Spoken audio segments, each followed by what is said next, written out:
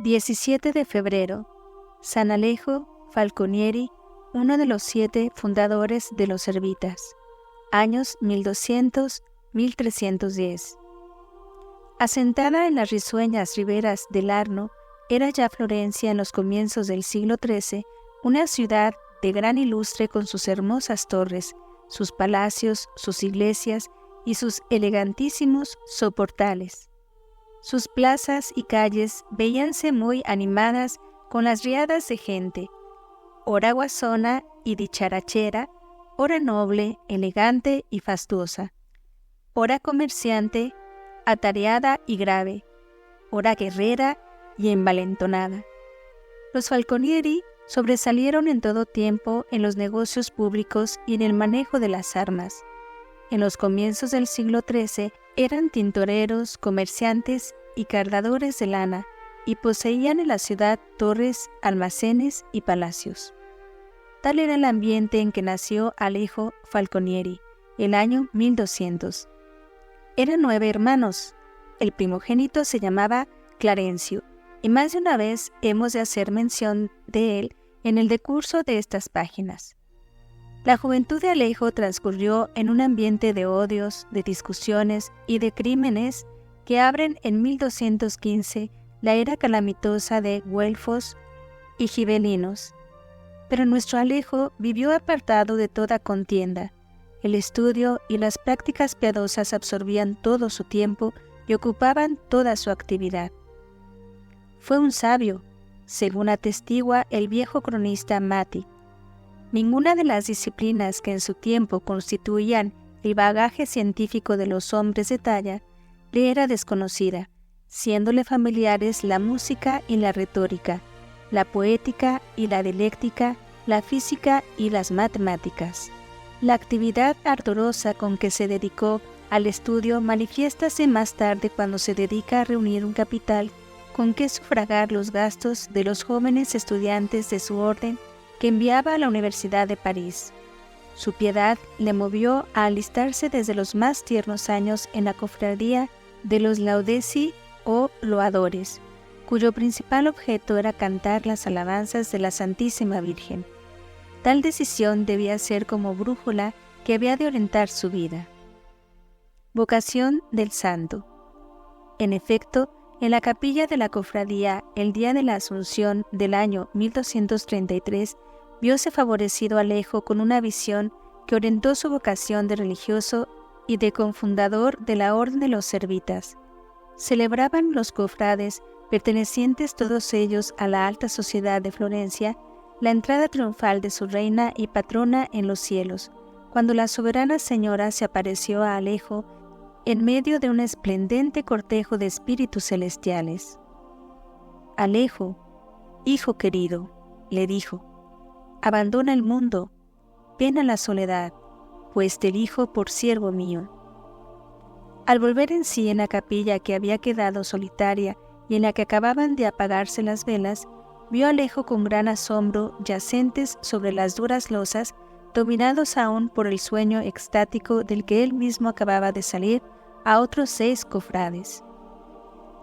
¿Cuál no sería la sorpresa y la emoción de todos al volver en sí y verse allí juntos sin haberse concertado de antemano? Entre ellos se hallaba Buen Hijo Monaldi, alma pura y elevada, unida a Alejo por los lazos de una estrecha amistad.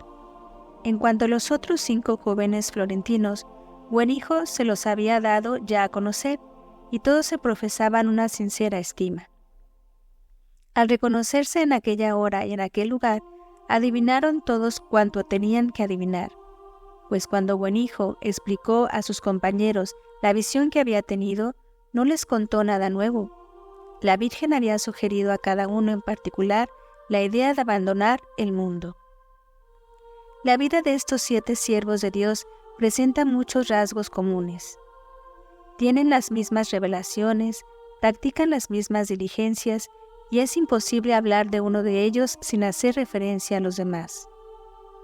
Pero esa notable identidad no solo se manifiesta en lo exterior, sino que se acrece por los sentimientos internos alimentados por una tierna y fraternal caridad que une sus corazones.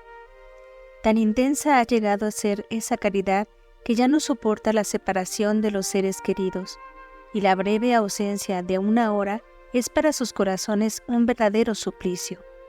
Sus almas ya no se regocijan más que en la vida común, practicando la amistad de la caridad. Poco le costó a Alejo corresponder al llamamiento de la Virgen. Si los demás estaban enfrascados en los negocios, en los cargos públicos y alguno atado hasta por el matrimonio, él se veía libre de todo compromiso, no habiendo empeñado su palabra más que para conservarse en perfecta castidad, lo que le hacía vivir ajeno a la vida del siglo y sacrificar gustoso cualquier oportunidad de establecimiento mundano. Hizo su despedida de la familia, aunque conmovido, resuelto y generoso, y el 8 de septiembre de 1233 inauguraba en compañía de sus 6 amigos una vida común de oración, trabajo y penitencia, en la quinta denominada Villa Camarcia, en los alrededores de Florencia. El director de la cofradía de los Laudesi, el joven y santo sacerdote Santiago de Poggibonsi, había recomendado su empresa al obispo de Florencia, Ardilno, que los puso bajo su dirección. Una vez terminado el rezo del oficio parvo, celebró el santo sacrificio de la misa, en la que todos comulgaron, y a continuación se despojaron los jóvenes patricios de sus ricos vestidos, revistiéronse del burdo sayal de los mendigos de Cristo, ceñido por un cinturón de cuero, y entonaron jubilosos en la humilde e improvisada capilla el canto del Te Deum, eco fiel de la dulce alegría que inundaba sus almas. Terminado el himno, se entregaron a Dios por los 3 votos de religión y eligieron por superior a Buenijo. La Orden de los Servitas, primeras fundaciones. Estos hombres, que pertenecían a las más opulentas familias de Florencia, acababan de vestir el burdo sayal y emitir el voto de pobreza, obligándose a ir de puerta en puerta en busca de limosna.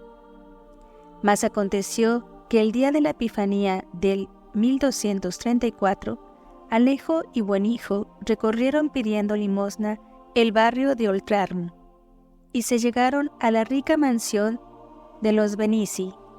Apenas traspasaron el umbral que daba al patio, cuando un niñito de 5 meses exclamó en brazos de su madre: «Mamá, esos son los siervos de María, dales limosna». Tales palabras en boca del tierno infante denunciaban un milagro grandioso. Alejo debía encontrarse repetidas veces por los caminos de la vida con este niño llamado Felipe Benicio, que más tarde había de brillar entre los siervos de María, cuyo nombre acababa de pronunciar.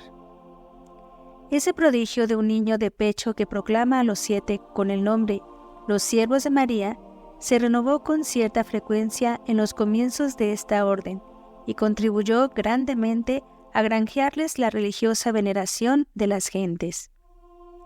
El cielo mismo había tomado a su cargo el declarar el nombre del naciente instituto, por lo cual decía Alejo más tarde: «Jamás ha llegado a mi conocimiento, y creo que tampoco al de los demás, que este título haya sido discurrido por los hombres.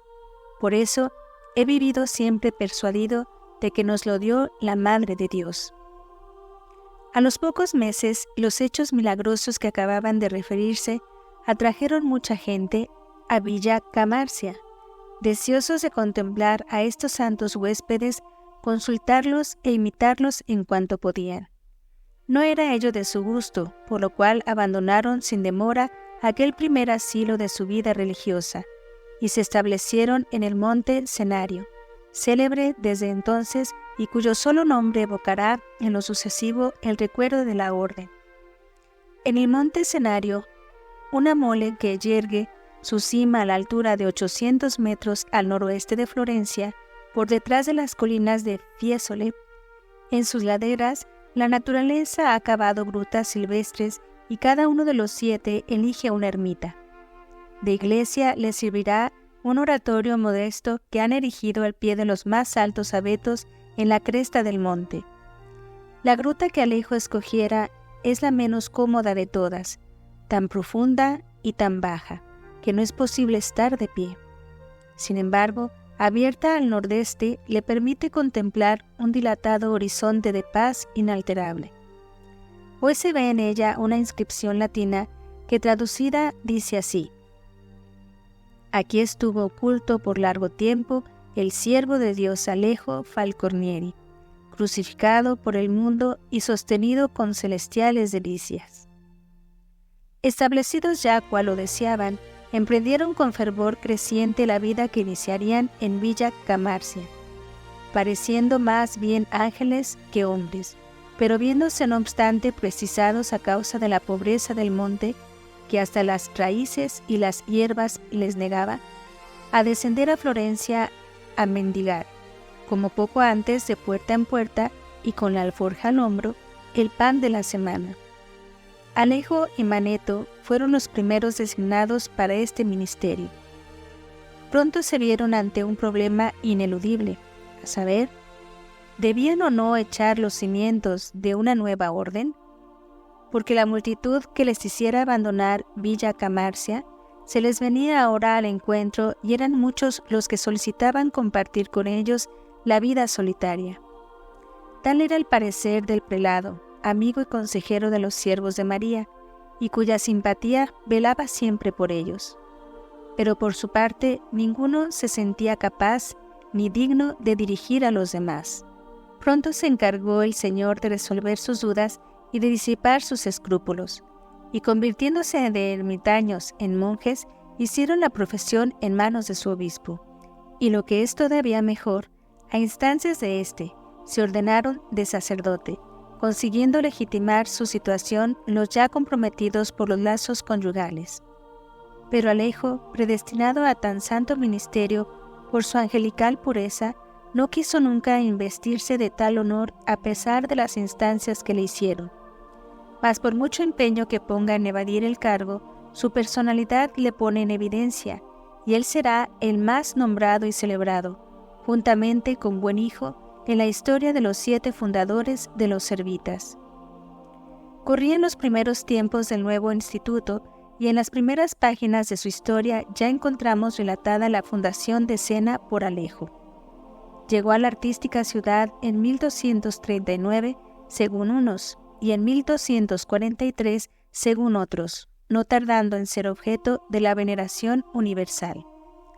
Hablaba con tal encanto de Dios, de Jesús y de María, que movía los corazones, y se ganaba la confianza del auditorio. Por otra parte, los 7 compañeros imprimieron al convento tal aire de santidad que se transformó en un semillero de santos. Pasados los primeros años, aparece Alejo como la figura más destacada de la fundación de Cafagio, junto a Florencia. Asiste a las primitivas fases de esta fundación, oscuras y humildes, pero también es testigo de su esplendoroso desarrollo. Al principio no dispusieron más que de una modesta capilla situada en el camino de Florencia al Senario. Los Servitas habían obtenido autorización para construir una especie de hospedería adosada a la capilla que servía de refugio a los monjes que iban a la gran urbe. Al tratar más adelante de una fundación en Florencia, se pensó, por motivos de economía, en utilizar la hospedería. Para la decoración del oratorio tuvieron Alejo y Buen Hijo la idea de mandar pintar la escena de la Anunciación. No creyéndose el piadoso pintor encargado de aquella misión con habilidad bastante para reproducir fielmente el semblante de María, imploró la ayuda de los buenos religiosos, que unieron sus preces a las del artista. Pues bien, tales ruegos no fueron desatendidos, porque un pincel celestial fue trazando durante el sueño del artista lo que éste no hubiera jamás concebido. Ocurría, según se cree, por los años de 1252, y así empieza la historia de la célebre Basílica de la Anunciata. La milagrosa imagen atrajo muy pronto a las muchedumbres, y el pequeño oratorio ya no fue capaz para contenerlas, por lo que se decidió la construcción de una verdadera iglesia, empresa favorecida al principio por abundantes donativos, pero viniendo estos a faltar con el tiempo, hubo que suspender la obra. Penosa desilusión. haber comenzado la iglesia y no poder terminarla. ¿Qué hacer? Alejo acude a Clarencio, su hermano, que había acumulado inmensa fortuna en sus negocios, si bien valiéndose de medios no del todo exentos de censura. Hízole presente el riesgo que corría su salvación eterna si retenía bienes mal adquiridos, y le surgió la posibilidad de alcanzar el perdón de tal injusticia, empleando ese dinero de iniquidad en la construcción de la iglesia de Cafagio. El Papa Urbano IV le otorgó bula de composición. No obstante aportación tan cuantiosa, la iglesia no pudo terminarse tan pronto como se tenía pensado, pues en 1265 el Papa Clemente IV publicó un breve concediendo indulgencias a los fieles que contribuyesen con sus limosnas la prosecución y suspirado remate de los trabajos. Aunque en este tiempo la familia había decaído del antiguo esplendor, Alejo continuó siendo el alma de la empresa. Gozaba, en efecto, de la confianza y afectuosa veneración de las familias pudientes de Florencia, de lo cual supo aprovecharse para conseguir eficaz ayuda con que poder terminar la obra. Mientras tanto, y desde 1254, Alejo ejercía el cargo de sacristán del santuario, cargo que conservará hasta el ocaso de su vida, y era el limosnero del monasterio. Limosnero perpetuo pudiéramos llamarle, dispuesto siempre a salir a pedir limosna. Los anales del monasterio hacen a menudo mención del hermano viejo, particularmente en el decurso de los años 1287, 1288 y 1289, esto es, en los últimos de su vida, en los que va todavía a pedir en compañía del hermano Rogerio. Alegrías y tristezas. Qué tiernas alegrías reservaba a la piedad de Alejo su cargo de sacristán. El que se había tenido por indigno del sacerdocio se desquita ahora para ayudar al ministro del Señor con sencillez candorosa y éxtasis de amor. El jueves de Pascua de 1254, antes de cerrar la iglesia, vio a un joven en ademán estático. Le toca suavemente la espalda como invitándole a salir. «Dios os perdone, hermano Alejo», le respondió el joven, «me echáis del paraíso». Era Felipe Benicio, el mismo que en 1234, hallándose todavía en pañales, había saludado a Alejo con el nombre de siervo de María. Su vocación y su ingreso en la orden de los servitas era lo que se le representaba en aquella visión en aquel instante, y Alejo tuvo la fortuna de sorprender el secreto. Al año siguiente, en el capítulo celebrado en Cafagio, Alejo y sus hermanos renunciaban solemnemente por voto a poseer bienes inmuebles. El acta de la renuncia consta en una bula de Alejandro IV, que aún se conserva y en la que se lee el nombre de Alejo. Gran honra para él poder recoger este detalle en un documento de tal importancia. En adelante le van a salir al paso una serie de pruebas que irán alternando con ratos de felicidad y bienandanza. Entre 1257 y 1268, año tras año, ve morir a 4 hermanos suyos, los llamados Laudesi. En 1267 asiste a la promoción de Felipe Benicio al generalato de los servitas.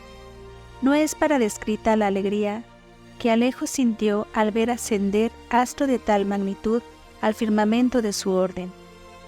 Este apóstol infatigable que recorre Europa entera predicando a Jesús crucificado y a María, Madre de los Dolores, este santo, en fin, que logra sustraerse a los honores de la tierra y siembra los milagros a su paso y muere como ha vivido, discípulo del crucificado, estrechando contra su corazón lo que él llamaba su libro, el Crucifijo.